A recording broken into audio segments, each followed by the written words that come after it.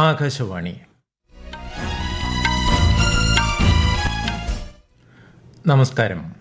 വാർത്തകൾ വായിക്കുന്നത് ഉദയൻ കിളിയന്നൂർ.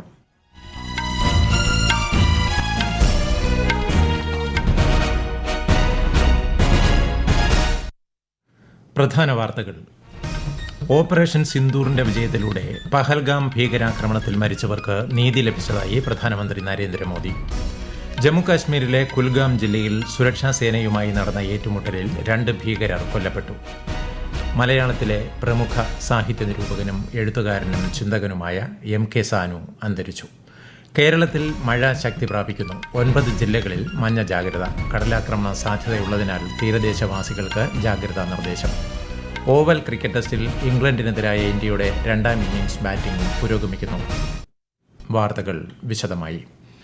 PM കിസാൻ സമ്മാൻ നിധി പദ്ധതി കർഷക ക്ഷേമത്തോടുള്ള കേന്ദ്ര സർക്കാരിന്റെ പ്രതിബദ്ധതയുടെ ഉദാഹരണമാണെന്ന് പ്രധാനമന്ത്രി നരേന്ദ്രമോദി. PM കിസാൻ സമ്മാൻ നിധിയുടെ 20ാം ഗഡു വാരാണസിയിൽ വിതരണം ചെയ്യുകയായിരുന്നു അദ്ദേഹം. किसानों को प्रणाम करने का अवसर आज यहाँ एक विराट किसान उत्सव का आयोजन हो रहा है. आज PM किसान सम्मान निधि सरकार के पक्के इरादों का उदाहरण बन चुकी है. आज तक 4.25 लाख करोड़ रुपए किसानों के खाते में भेजे जा चुके हैं. ഓപ്പറേഷൻ സിന്ദൂറിന്റെ വിജയത്തിലൂടെ പഹൽഗാം ഭീകരാക്രമണത്തിൽ മരിച്ചവർക്ക് നീതി ലഭിച്ചതായും പ്രധാനമന്ത്രി പറഞ്ഞു. രാജ്യത്തെ 9.7 കോടി കർഷകരുടെ ബാങ്ക് അക്കൌണ്ടുകളിലേക്ക് 20,500 കോടിയിലേറെ രൂപയാണ് 20ാം ഗഡുവിലൂടെ കൈമാറിയത്. ജമ്മുകാശ്മീരിലെ കുൽഗാം ജില്ലയിൽ സുരക്ഷാ സേനയുമായി നടന്ന ഏറ്റുമുട്ടലിൽ 2 ഭീകരർ കൊല്ലപ്പെട്ടു. പ്രദേശത്ത് തീവ്രവാദികളുടെ സാന്നിധ്യമുണ്ടെന്ന രഹസ്യവിവരം ലഭിച്ചതിനെ തുടർന്ന് ഇന്നലെ മുതൽ സൈന്യവും ജമ്മുകാശ്മീർ പോലീസും CRPFും സംയുക്തമായി തെരച്ചിൽ നടത്തുകയായിരുന്നു. ഇതിനിടെയാണ് ഏറ്റുമുട്ടലുണ്ടായത്. ഹരിയാനയിലെ ഷിക്കോപൂർ ഭൂമി ഇടപാട് കേസുമായി ബന്ധപ്പെട്ട് കോൺഗ്രസ് MP പ്രിയങ്ക ഗാന്ധിയുടെ ഭർത്താവും വ്യവസായിയുമായ റോബർട്ട് വാദ്രയ്ക്ക് ഡൽഹി കോടതി നോട്ടീസ് അയച്ചു. കള്ളപ്പണം വെളുപ്പിക്കൽ കേസിൽ എൻഫോഴ്സ്മെന്റ് ഡയറക്ടറേറ്റ് സമർപ്പിച്ച കുറ്റപത്രം ഡൽഹി റൌസ് അവന്യൂ കോടതി പരിഗണിച്ച ശേഷമാണ് വാദ്ര ഉൾപ്പെടെ 11 വ്യക്തികൾക്ക് നോട്ടീസ് അയച്ചത്. ഈ മാസം 28-ന് കേസ് വീണ്ടും പരിഗണിക്കും. ജാതീയമായ വേർതിരിവ് സൃഷ്ടിക്കുന്ന തരത്തിലുള്ള ഗ്രാമങ്ങളുടെയും സ്ഥലങ്ങളുടെയും പേരുകൾ ഒഴിവാക്കുന്നതിന് നടപടിയെടുക്കണമെന്ന് ദേശീയ മനുഷ്യാവകാശ കമ്മീഷൻ. ഭരണഘടനാ മൂല്യങ്ങളായ സമത്വവും അന്തസ്സും ഉയർത്തിപ്പിടിക്കുകയാണ് നടപടിയുടെ ലക്ഷ്യം. ഇത്തരം പേരുകൾ ഉപയോഗിക്കുന്നതിനെതിരെ സ്വീകരിച്ച നടപടികൾ സംബന്ധിച്ച റിപ്പോർട്ട് നൽകാനും കമ്മീഷൻ നോട്ടീസ് അയച്ചു. ഛത്തീസ്ഗഡിൽ അറസ്റ്റിലായ മലയാളി കന്യാസ്ത്രീകൾ ജയിൽ മോചിതരായി. NIA കോടതി ജാമ്യം അനുവദിച്ചതിനെ തുടർന്നാണ് ഇവർ മോചിതരായത്. പ്രത്യേക ഉപാധികളോടെയാണ് ജാമ്യം. അതേസമയം കന്യാസ്ത്രീകൾക്ക് ജാമ്യം ലഭിച്ചതിൽ കേന്ദ്ര സംസ്ഥാന സർക്കാരുകൾക്ക് തൃശൂർ അതിരൂപത അധ്യക്ഷൻ മാർ ആൻഡ്രൂസ് താഴത്ത് നന്ദി അറിയിച്ചു.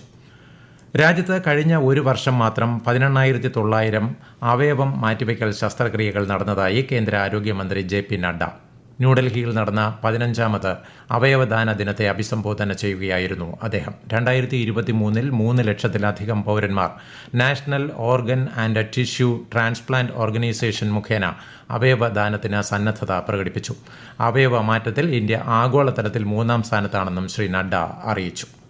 India achieved a remarkable milestone in 2024, performing over 18,900 organ transplants, the highest ever recorded in a single year. This is a significant leap from fewer than the 5,000 transplants in 2013. India now proudly ranks 3rd globally in total number of organ transplants, behind only United States of America and China. ബലാത്സംഗ കേസിൽ JDS മുൻ MP Prajwal രേവണ്ണയ്ക്ക് ജീവപര്യന്തം ശിക്ഷ. ബംഗളൂരുവിലെ MPമാർക്കും MLAമാർക്കുമുള്ള പ്രത്യേക കോടതിയാണ് ശിക്ഷ വിധിച്ചത്. 10 ലക്ഷം രൂപ പിഴയും ചുമത്തി. മുൻ പ്രധാനമന്ത്രി HD ദേവഗൌഡയുടെ കൊച്ചുമകനാണ് പ്രജ്വൽ രേവണ്ണ. രാജ്യത്ത് UPI പണമിടപാടുകളിൽ റെക്കോർഡ് വർധന. കഴിഞ്ഞ മാസം UPIയിലൂടെ 1947 കോടി ഇടപാടുകൾ നടത്തി. 25.1 ലക്ഷം കോടി രൂപയ്ക്ക് തുല്യമായ ഇടപാടുകളാണ് നടന്നത്. UPI പ്ലാറ്റ്ഫോമിൽ ഇതുവരെ രേഖപ്പെടുത്തിയിട്ടുള്ള ഏറ്റവും ഉയർന്ന പ്രതിമാസ പണം ഇടപാട് ആണ് ഇത്. ഇന്ത്യൻ ദേശീയ പതാക രൂപകൽപ്പന ചെയ്ത പിംഗലി വെങ്കയ്യയുടെ ജന്മവാർഷികത്തിൽ പ്രധാനമന്ത്രി നരേന്ദ്രമോദി അദ്ദേഹത്തിന് ശ്രദ്ധാഞ്ജലി അർപ്പിച്ചു. ത്രിവർണ്ണ പതാക ഉയർത്തി ഹർ ഘർ തിരങ്ക പ്രസ്ഥാനത്തെ ശക്തിപ്പെടുത്താൻ പ്രധാനമന്ത്രി ജനങ്ങളോട് അഭ്യർത്ഥിച്ചു. തിരുവനന്തപുരം VSSCയിൽ ജോലി വാഗ്ദാനം ചെയ്യുന്ന വ്യാജ തൊഴിൽ റാക്കറ്റുകൾക്കെതിരെ ജാഗ്രത പാലിക്കണമെന്ന് അറിയിപ്പ്. തൊഴിൽ തട്ടിപ്പ് കേസിൽ സംസ്ഥാനത്ത് 5 പേർ അറസ്റ്റിലായ സാഹചര്യത്തിലാണ് മുന്നറിയിപ്പ്. ഒഴിവുകൾ VSSCയുടെയോ ISROയുടെയോ ഔദ്യോഗിക വെബ്സൈറ്റ് വഴി പരസ്യപ്പെടുത്തുന്നതാണെന്ന് അധികൃതർ അറിയിച്ചു. ഈ വാർത്തകൾ ആകാശവാണിയിൽ നിന്ന്. ആകാശവാണി വാർത്തകളും വാർത്താ അധിഷ്ഠിത പരിപാടികളും All India Radio news Thiruvananthapuram YouTube ചാനലിലും All India Radio news Thiruvananthapuram Facebook പേജിലും AIR ന്യൂസ് _തിരുവനന്തപുരം ഇൻസ്റ്റഗ്രാം അക്കൌണ്ടിലും AIR ന്യൂസ് _TVM X ഹാൻഡിലും ലഭ്യമാണ്. മലയാളത്തിലെ പ്രമുഖ സാഹിത്യ നിരൂപകനും എഴുത്തുകാരനും ചിന്തകനുമായ MK സാനു അന്തരിച്ചു. ആരോഗ്യ പ്രശ്നങ്ങളെ തുടർന്ന് എറണാകുളത്തെ സ്വകാര്യ ആശുപത്രിയിൽ ചികിത്സയിലായിരിക്കവെയാണ് അന്ത്യം. 98 വയസ്സായിരുന്നു. 1987 എറണാകുളം മണ്ഡലത്തിൽ നിന്ന് നിയമസഭയിലെത്തി. കേരള സാഹിത്യ അക്കാദമി പുരസ്കാരങ്ങൾ, എഴുത്തച്ഛൻ പുരസ്കാരം തുടങ്ങി നിരവധി അംഗീകാരങ്ങൾ ലഭിച്ചിട്ടുണ്ട്. MK സാനുവിന്റെ നിര്യാണത്തിൽ മുഖ്യമന്ത്രി പിണറായി വിജയൻ, പ്രതിപക്ഷ നേതാവ് VD സതീശൻ, BJP സംസ്ഥാന അധ്യക്ഷൻ രാജീവ് ചന്ദ്രശേഖർ തുടങ്ങിയവർ അനുശോചിച്ചു. മഹാത്മാഗാന്ധി ദേശീയ ഗ്രാമീണ തൊഴിലുറപ്പ് പദ്ധതി പ്രകാരം സോഷ്യൽ ഓഡിറ്റ് സൊസൈറ്റിയുടെ അധികാരങ്ങൾ പരിശോധിക്കുന്നതിന് കമ്മിറ്റി രൂപീകരിക്കാൻ സംസ്ഥാന സർക്കാരിന് കേരള ഹൈക്കോടതിയുടെ നിർദ്ദേശം. മഹാത്മാഗാന്ധി ദേശീയ ഗ്രാമീണ തൊഴിലുറപ്പ് പദ്ധതിയുടെ കേരള സ്റ്റേറ്റ് മിഷൻ മുൻ ഓംബുഡ്സ്മാൻ ജോർജ് പുലിക്കുത്തിയിൽ സമർപ്പിച്ച പൊതുതാൽപര്യ ഹർജിയിലാണ് ഉത്തരവ്. പരിസ്ഥിതിയുടെ സംരക്ഷണത്തിന് വനവൽക്കരണം പ്രോത്സാഹിപ്പിക്കേണ്ടത് അനിവാര്യമാണെന്ന് കേന്ദ്രമന്ത്രി മനോഹർ ലാൽ. ഹരിയാനയിൽ കേന്ദ്ര പരിസ്ഥിതി വനം മന്ത്രി ഭൂപേന്ദർ യാദവുമായി ചേർന്ന് മാതൃവനം നഗരവൽക്കരണ സംരംഭത്തിന് തുടക്കം കുറിക്കുകയായിരുന്നു അദ്ദേഹം. മനുഷ്യരാശി നേരിടുന്ന ഏറ്റവും വലിയ ആഗോള വെല്ലുവിളികളിലൊന്നാണ് കാർബൺ ബഹിർഗമനമെന്നും ശ്രീ മനോഹർ ലാൽ പറഞ്ഞു. आज दुनिया में कार्बन एमिशन एक बहुत बड़ा विषय बन चुका है. पेड़ लगाना भी है और पेड़ बचाना भी है. तो ये दोनों काम करने के लिए हमको बहुत ही एक दृढ़ संकल्प लेना होगा कि जो पेड़ हम जहां लगाएं उसको लगातार 5 साल तक उसकी देखरेख भी करें. ആരവല്ലി പർവ്വതനിരകളിൽ 750 ഏക്കർ ഭൂപ്രദേശത്താണ് മാതൃവനം പദ്ധതി നടപ്പാക്കുന്നത്. ഓവൽ ക്രിക്കറ്റ് ടെസ്റ്റിൽ ഇംഗ്ലണ്ടിനെതിരെ ഇന്ത്യയുടെ രണ്ടാം ഇന്നിംഗ്സ് ബാറ്റിംഗ് പുരോഗമിക്കുന്നു. 2 വിക്കറ്റിന് 75 റൺസ് എന്ന നിലയിൽ മൂന്നാം ദിനം ബാറ്റിംഗ് പുനരാരംഭിച്ച ഇന്ത്യ ഒടുവിൽ വിവരം ലഭിക്കുമ്പോൾ 5 വിക്കറ്റിന് 255 റൺസ് എന്ന നിലയിലാണ്. SSC ജയ്സ്വാൾ സെഞ്ചുറി നേടി. ഇംഗ്ലണ്ടിന്റെ ആദ്യ ഇന്നിംഗ്സ് സ്കോർ 247-ന് അവസാനിച്ചിരുന്നു. മക്കാവു ഓപ്പൺ ബാഡ്മിന്റൺ സെമി ഫൈനലിൽ ഇന്ത്യയുടെ ലക്ഷ്യ സെൻ പുറത്ത്. ഇന്തോനേഷ്യൻ താരം അൽവി ഫർഹാനോടാണ് ലക്ഷ്യ സെൻ തോൽവി വഴങ്ങിയത്. മറ്റൊരു സെമിയിൽ ഇന്ത്യൻ താരം തരുൺ മന്നേപ്പള്ളി മലേഷ്യൻ താരത്തോട് പരാജയപ്പെട്ടു. പുരുഷ ഡബിൾസിൽ ഇന്ത്യയുടെ സാത്വിക് സായിരാജ് രംഗറെഡ്ഡി ചിരാഗ് ഷെട്ടി സഖ്യം ക്വാർട്ടർ ഫൈനലിൽ മലേഷ്യൻ സഖ്യത്തോട് പരാജയപ്പെട്ടു.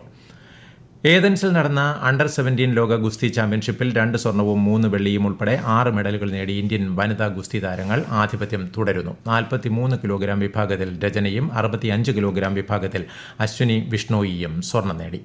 കേരളത്തിൽ മഴ ശക്തി പ്രാപിക്കുമെന്ന് കേന്ദ്ര കാലാവസ്ഥാ വകുപ്പ്. ഇന്ന് 9 ജില്ലകളിൽ മഞ്ഞ ജാഗ്രത പ്രഖ്യാപിച്ചു. ആലപ്പുഴ മുതൽ ഇടുക്കി വരെ 4 ജില്ലകളിൽ നാളെ ഓറഞ്ച് ജാഗ്രതയാണ്. കള്ളക്കടൽ പ്രതിഭാസത്തെ തുടർന്ന് തിരുവനന്തപുരം കാപ്പിൽ മുതൽ പൊഴിയൂർ വരെ നാളെ വൈകുന്നേരം മുതൽ മറ്റന്നാൾ രാത്രി വരെ ഉയർന്ന തിരമാലയ്ക്കും കടലാക്രമണത്തിനും സാധ്യതയുണ്ട്. മത്സ്യത്തൊഴിലാളികളും തീരദേശവാസികളും ജാഗ്രത പാലിക്കണമെന്ന് മുന്നറിയിപ്പ്. മലയാള സിനിമാ മേഖലയെ കാലത്തിനൊത്ത് നവീകരിക്കുന്നതിന് കേരള ഫിലിം പോളിസി കോൺക്ലേവ് സഹായകമാകുമെന്ന് മുഖ്യമന്ത്രി പിണറായി വിജയൻ. സിനിമ നയരൂപീകരണത്തിനായുള്ള കോൺക്ലേവ് തിരുവനന്തപുരത്ത് ഉദ്ഘാടനം ചെയ്യുകയായിരുന്നു അദ്ദേഹം. 2 ദിവസം നീളുന്ന കോൺക്ലേവിൽ 9 വിവിധ വിഷയങ്ങളിലായുള്ള പാനൽ ചർച്ചകൾ നടക്കും. രാഷ്ട്രപതി ഭവനിലെ അമൃത് ഉദ്യാനത്തിൽ ഈ മാസം 16 മുതൽ അടുത്ത മാസം 14 വരെ പൊതുജനങ്ങൾക്ക് പ്രവേശനം അനുവദിച്ചു. രാവിലെ 10 മുതൽ വൈകുന്നേരം 6 വരെയാണ് പ്രവേശനം. തിങ്കളാഴ്ചകളിൽ പ്രവേശനമുണ്ടാകില്ല. സന്ദർശകർക്ക് visit.rashtrapatibhavan.gov.in എന്ന വെബ്സൈറ്റ് വിലാസത്തിലൂടെ ഓൺലൈനായും പ്രവേശനം നേടാവുന്നതാണ്. പ്രധാന വാർത്തകൾ വീണ്ടും. ഓപ്പറേഷൻ സിന്ദൂറിന്റെ വിജയത്തിലൂടെ പഹൽഗാം ഭീകരാക്രമണത്തിൽ മരിച്ചവർക്ക് നീതി ലഭിച്ചതായി പ്രധാനമന്ത്രി നരേന്ദ്രമോദി. ജമ്മു കാശ്മീരിലെ കുൽഗാം ജില്ലയിൽ സുരക്ഷാ സേനയുമായി നടന്ന ഏറ്റുമുട്ടലിൽ 2 ഭീകരർ കൊല്ലപ്പെട്ടു. മലയാളത്തിലെ പ്രമുഖ സാഹിത്യ നിരൂപകനും എഴുത്തുകാരനും ചിന്തകനുമായ MK സാനു അന്തരിച്ചു. കേരളത്തിൽ മഴ ശക്തി പ്രാപിക്കുന്നു. 9 ജില്ലകളിൽ മഞ്ഞ ജാഗ്രത. കടലാക്രമണ സാധ്യതയുള്ളതിനാൽ തീരദേശവാസികൾക്ക് ജാഗ്രതാ നിർദ്ദേശം. ഓവൽ ക്രിക്കറ്റ് ടെസ്റ്റിൽ ഇംഗ്ലണ്ടിനെതിരായ ഇന്ത്യയുടെ രണ്ടാം ഇന്നിംഗ്സ് ബാറ്റിംഗ് പുരോഗമിക്കുന്നു. വാർത്തകൾ കഴിഞ്ഞു. അടുത്ത വാർത്താ പ്രക്ഷേപണം രാത്രി 8:35.